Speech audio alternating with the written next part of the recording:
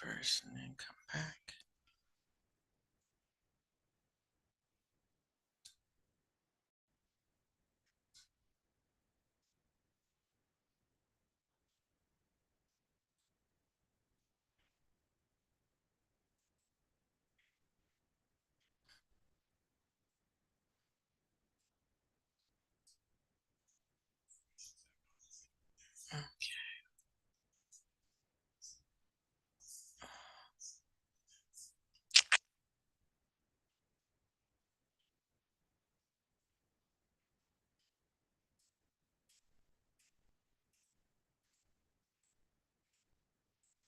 Oh, I just had to click the module thing, didn't I?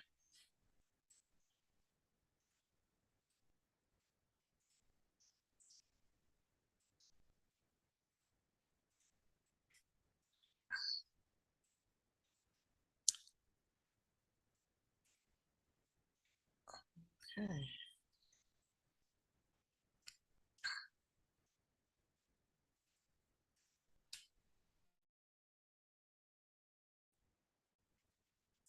Good morning, everybody. Happy Friday. Hope all is well.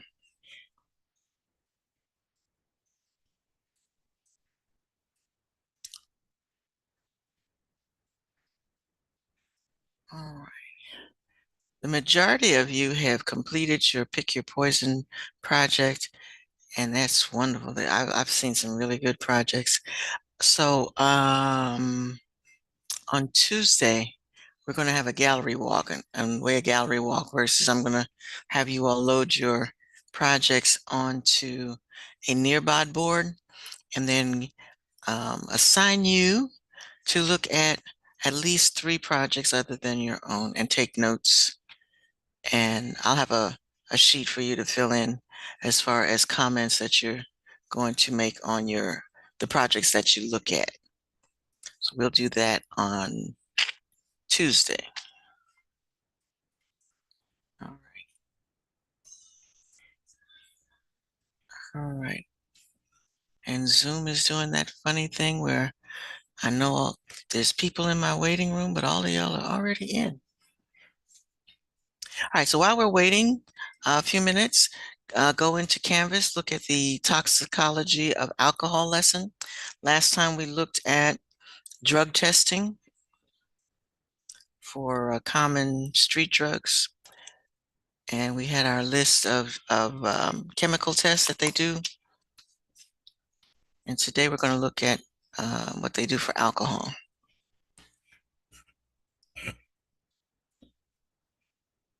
I think.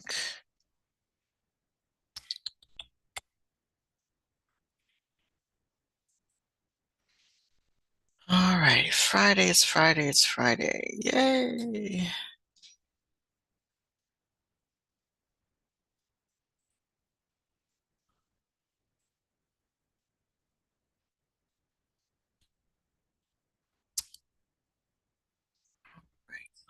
Wait a few minutes, let a few more people in. And again, in the meantime, if you would read in Canvas, Toxicology of Alcohol, read that over. And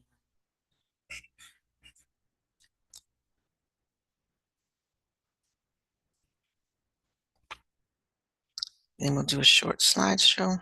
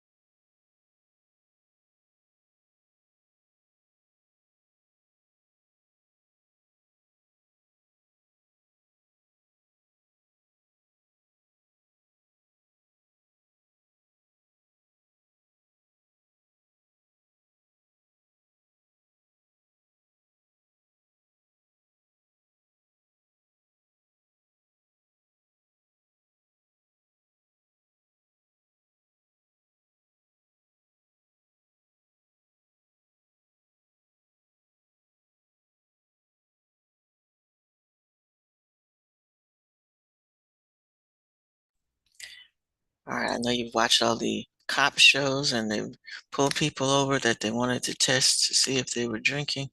So we're going to look and see how much of that is true and get a better understanding of what's going on. What are they looking for?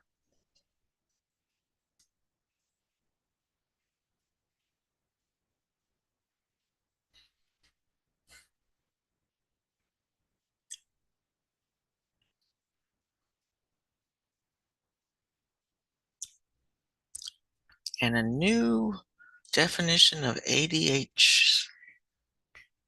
A lot of these initials overlap with other things that you're familiar with. This one is going to be about alcohol dehydrogenase, which is an enzyme. Anything that ends in ASE is an enzyme.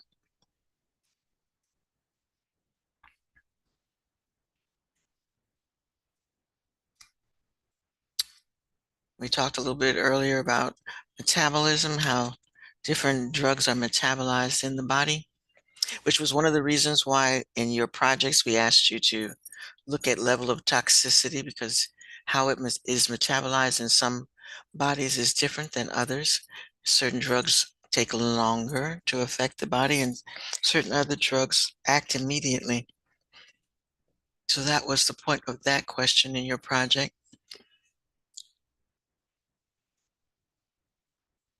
Okay, gotcha.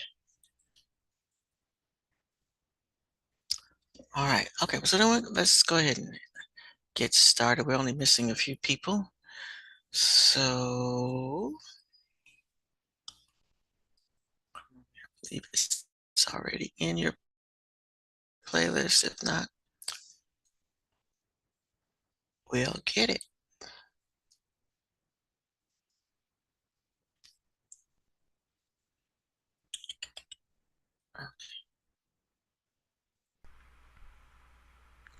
This is part 3 of our forensic toxicology lesson, where we discuss the effects of alcohol and how alcohol is tested for in a toxicological framework.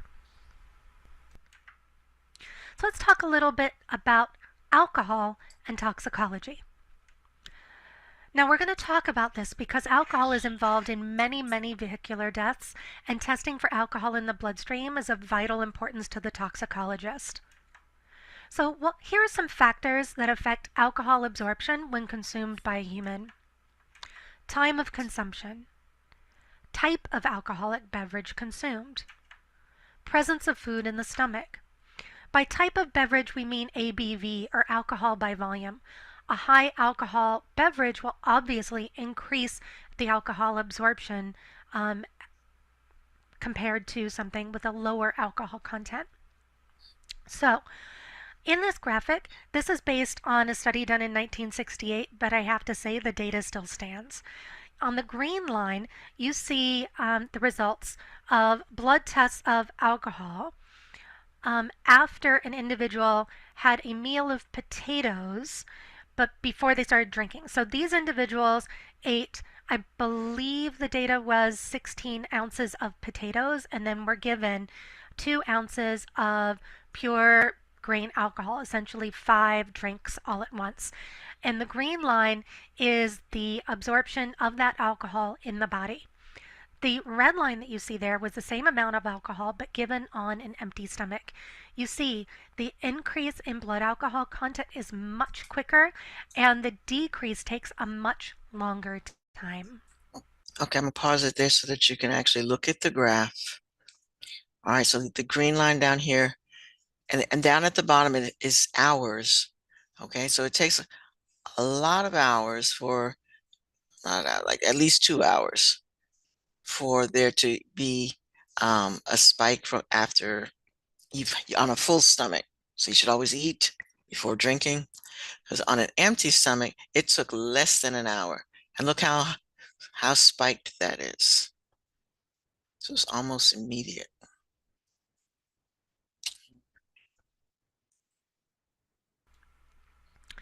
What are 2 factors that affect alcohol absorption in the body?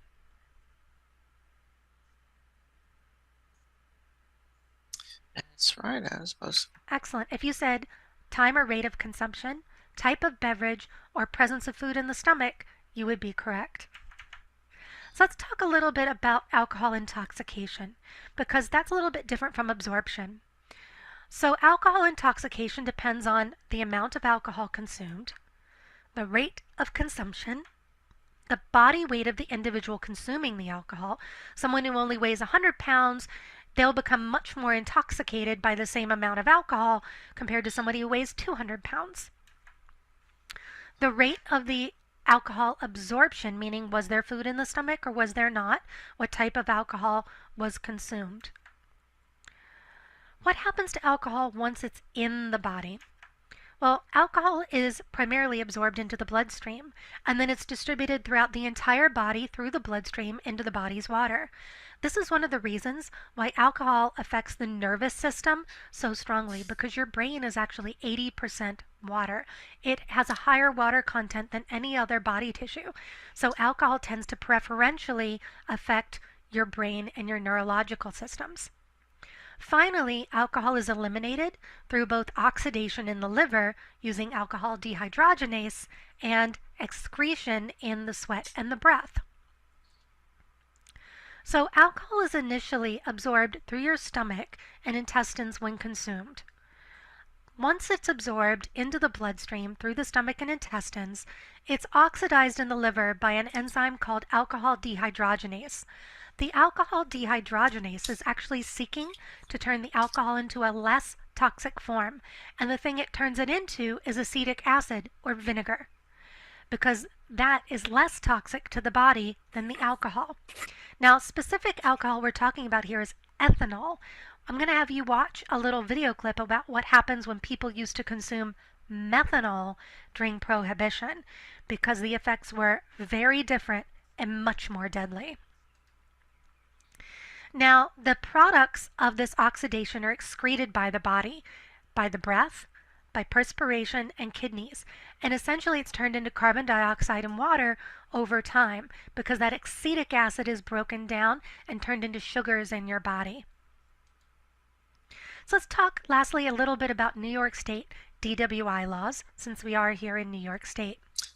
It's same for New York Georgia. State uses BAC, or blood alcohol concentration, to determine intoxication levels. If someone is pulled over and given a breathalyzer test, these are the numbers that someone is blowing in their Breathalyzer.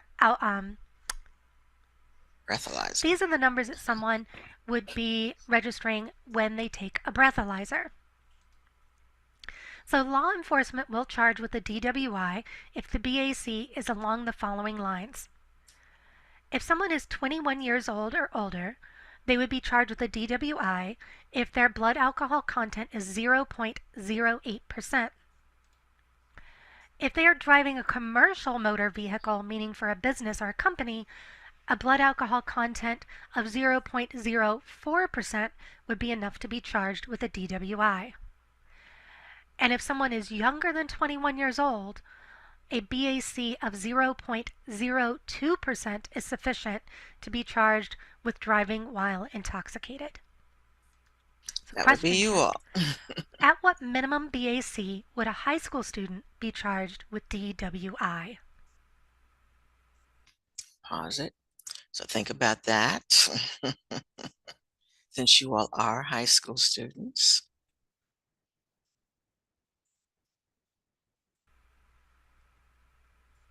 If you chose 0.02%, you would be absolutely correct. So that's it for our unit on toxicology. We're going to be having you look at a few special cases here and there. We've already had you look at a case that dealt with arsenic. You've been doing some research about a famous poisoning case and some common poisons that are used. We're going to actually have you also look at methanol poisoning and a couple of other historical famous poisoning cases. Thanks. That's it for today.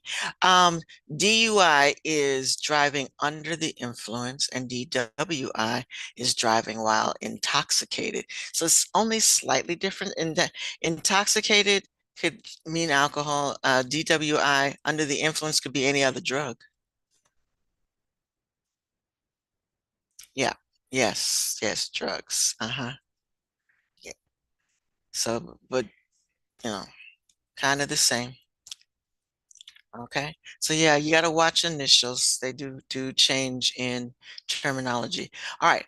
Again, I want you to look at the page. If you haven't read it yet, I'm going to take attendance. So I'm going to stop sharing for a minute and I'll be right back. If you haven't finished your project, please, it's due. So please make sure that the project is done. Pick your poison, pick your poison. That's what you should do. All right. So again, go back to the Canvas page. She talked about the alcohol dehydrogenase, and on the page they do have a list of um, they have a graph for testing alcohol. Okay, all right, be right back. So do give it a good read. Uh, do the little activity where you turn the card.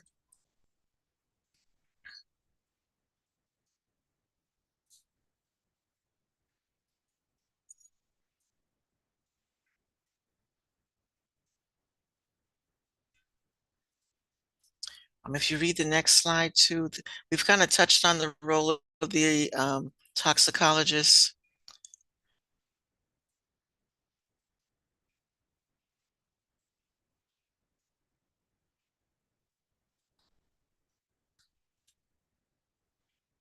So you can look at that as well. That was one of the first questions I asked you. Would you be a toxicologist? Some of you said absolutely not.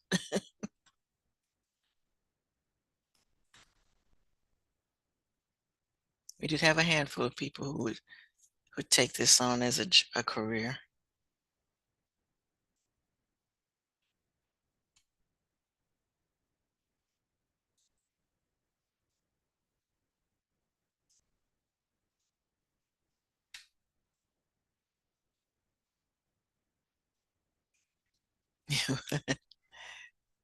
That's good. It's probably a very good paying job because there is some risk involved. Those are usually good paying jobs.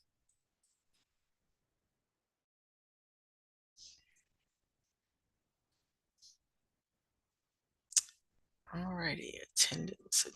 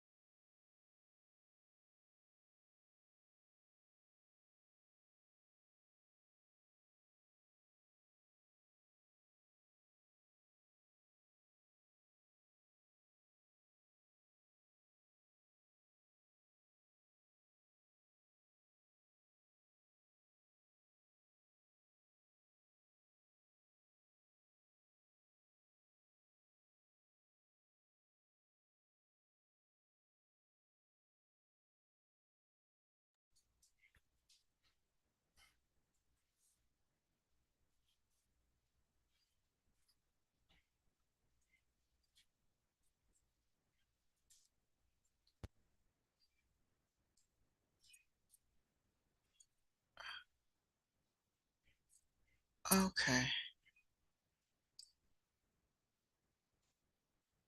All right. While you all did a really great job of picking a variety of poisons, not too many of you did environmental poisons. So we're going to look at that today for a few minutes, and then I'm going to let you go come back and read this. Oh, there's one. Okay. All right. So,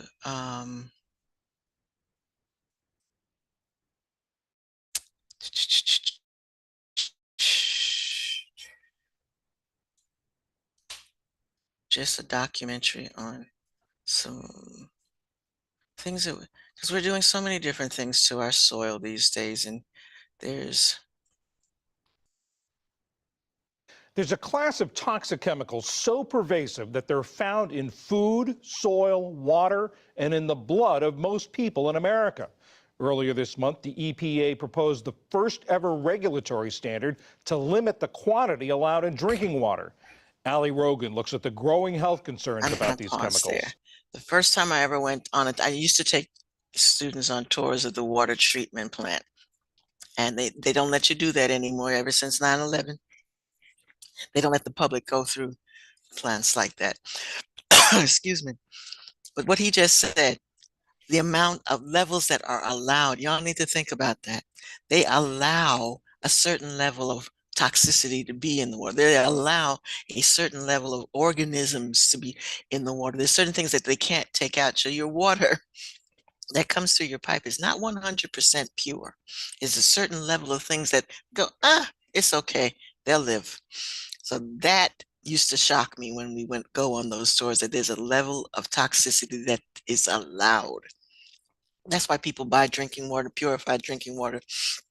The bad part about bottled water is those plastic bottles. If you leave them out in the sun or the heat, the chemical that's in the bottle seeps into your water.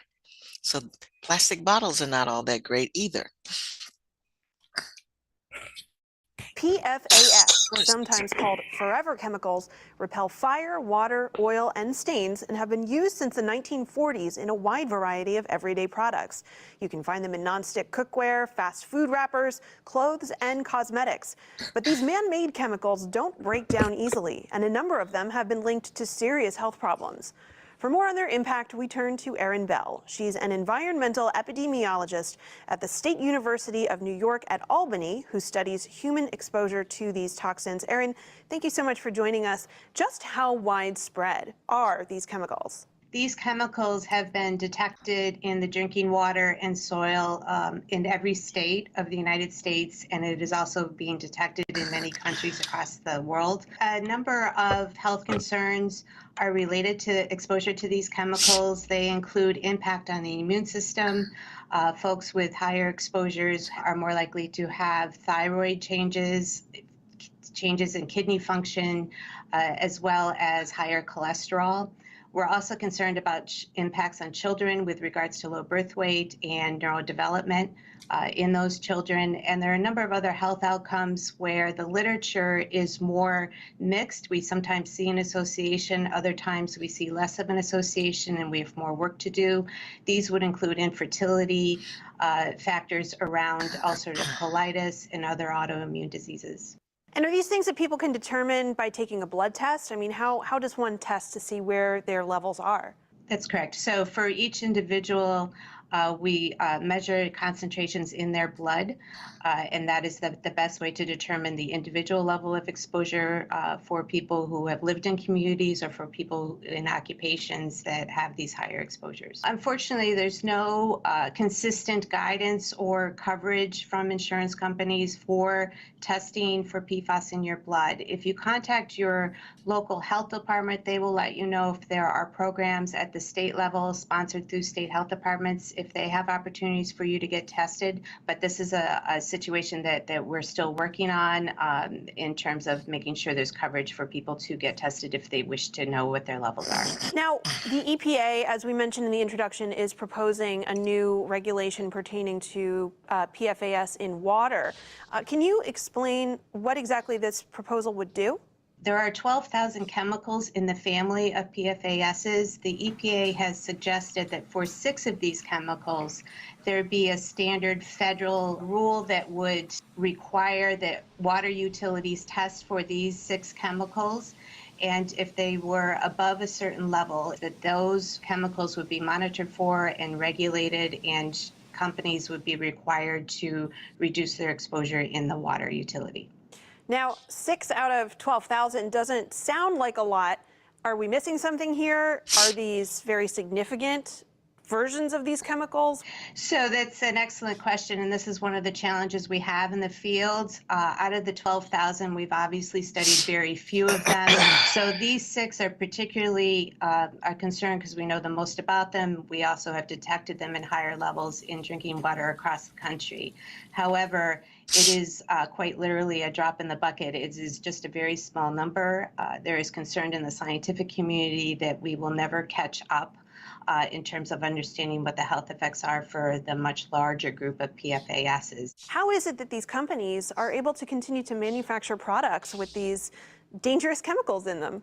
So historically, when we talk about environmental exposures and removing them from production, we focus on their persistence. They stay in the environment and in our bodies for a very long time. The newer versions, they are not as long lasting in the environment. However, because they are structurally designed to, in essence, do the same thing that made them good for production and for our consumer products, they're still related to some of these adverse health outcomes. So they're still being used because we have not regulated them, and we still require them in the manufacturing process. And until those rules and laws change, then that'll be allowed to happen. So my understanding is that this EPA rule, if it is approved, is still going to take a few years before it's fully operational. So what kind of things can people do if they want to begin reducing their exposure now? There are a number of things that people can do and communities can do. The first is awareness. Please be sure and keep mindful of what might be going on in your community, especially in the drinking water. If you are not sure what the levels of PFAS are in your drinking water, you can contact your local water utility, your state health department, as well as any university or college researchers that are in the area. In terms of reduction, we can use filters on our water systems and in our homes. You also want to be mindful of what you use on an individual basis. Again, minimizing fast food wrappers. The wrappers are lined with these materials, as well as microwave popcorn is another example. Pots and pans have these linings. As they become scratched, the PFAS can leach into the food and cause us more exposure. So again, be mindful of that. And as you replace them with things that don't have the nonstick chemicals or have the other types of coatings on them that would potentially have these chemicals. Erin Bell with SUNY Albany, thank you so much for your time. Thank you.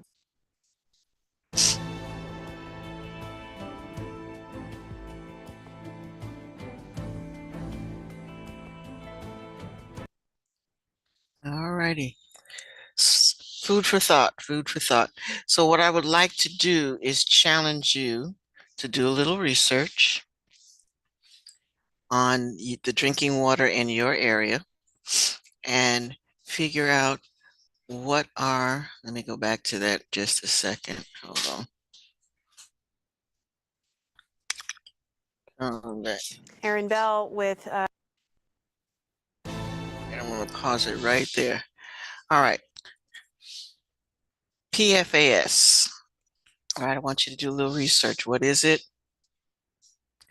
And what is the level in your drinking water in Columbus? So you got to figure out the municipal water company in your area and see what levels they allow to be acceptable. What are the levels of information where you are?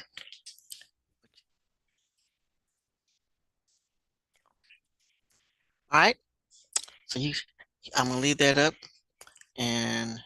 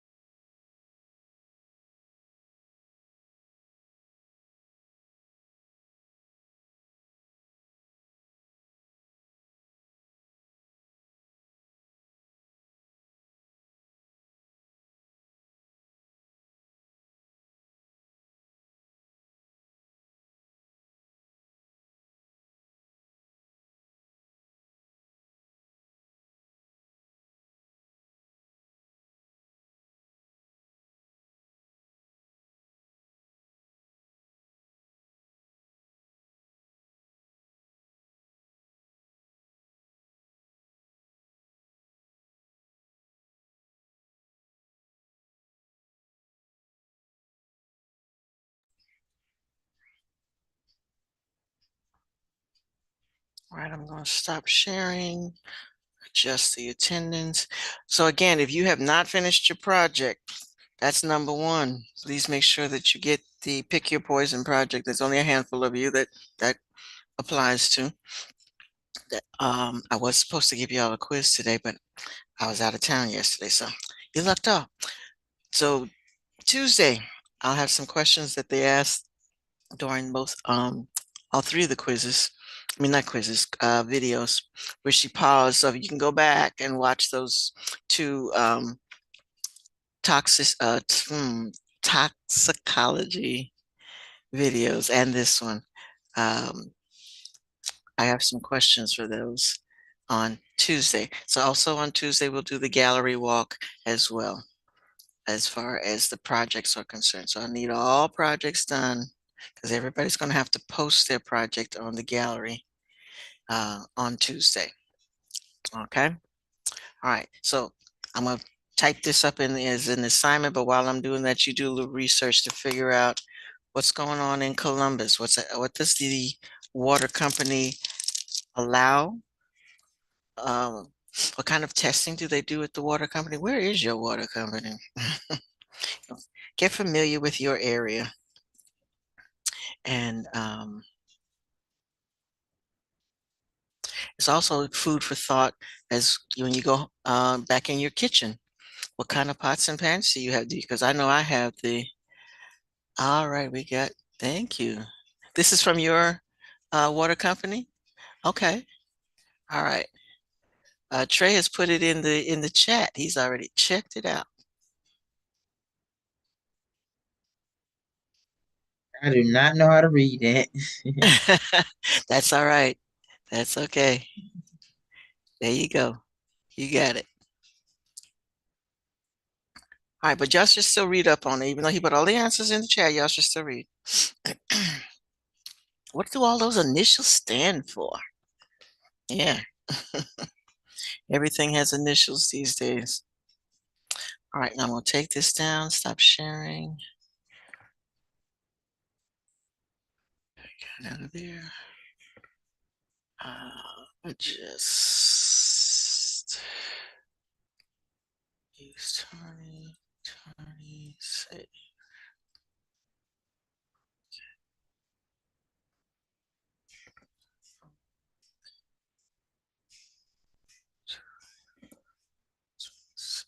That's correct.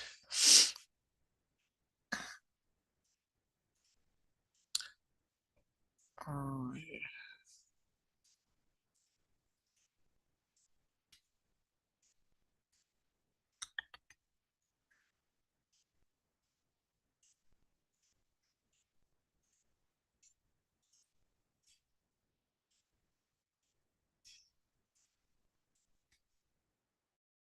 All right, so I am going to put it as an assignment in the folks. Just give me just a minute.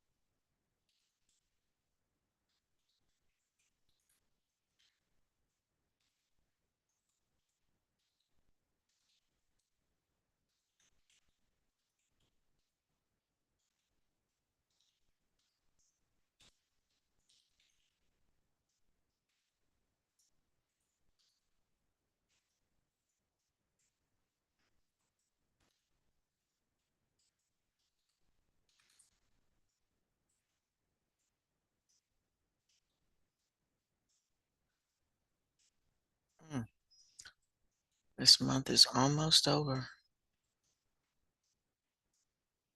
Um, they did put up an exam schedule. We will not have a midterm exam, but we will have a test on this unit. So it's not be a cumulative exam, just a test on toxicology. So if you look at the exam schedule, I'll pull that up in just a sec.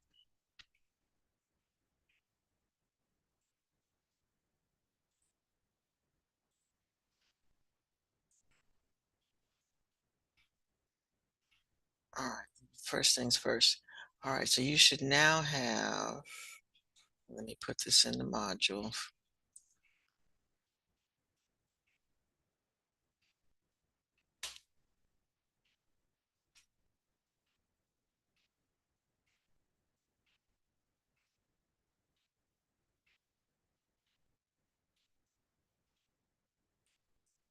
Oh, I started putting all of the toxicology activities in one module, so I'm going to continue to do that for the time being. Okay, so that's where it's going to be.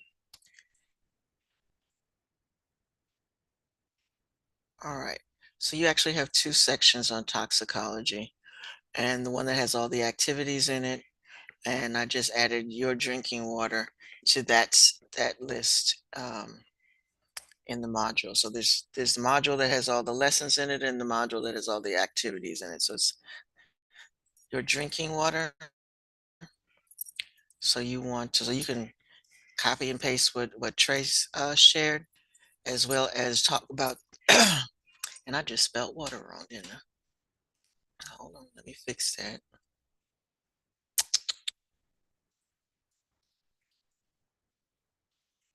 Okay. All right, so talk a little bit about your water company, what it does. Let me save that, come out of this. And the acceptable levels of toxicity. So you can, even though he's shared this information, you can all go in and talk about what do all those letters mean. So figure out what that is. And he also has the one I asked you about, the PFNA. Um, what does all that stuff mean? Okay. So again, he shared the information in the chat. You might want to copy and paste that, and then add that to your discussion about your water company. All right.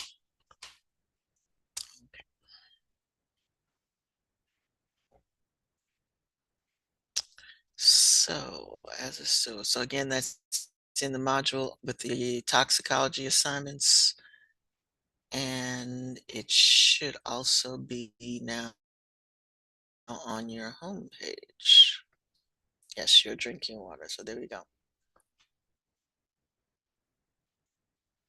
All right, so these are a list of assignments that you should already have completed. Make sure that you go back, because there's a handful of you still.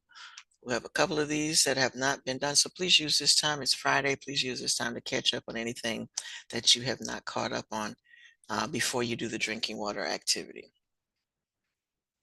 And again, you might want to look back at those videos again, because I am going to ask them where she's paused it and asked you questions. I'm going to ask you those same questions on Tuesday. Okay. Alrighty. Any questions? Any questions?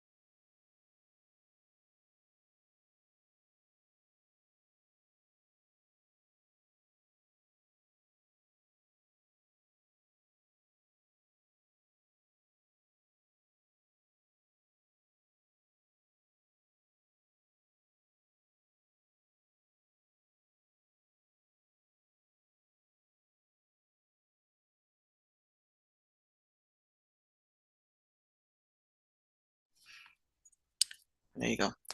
All right. I will see you on Tuesday. This is a good place for you to stop. Time's up. Have a great weekend. Be safe. And again, if you didn't finish your project, please make sure you do so. Bye, y'all. Have a good one.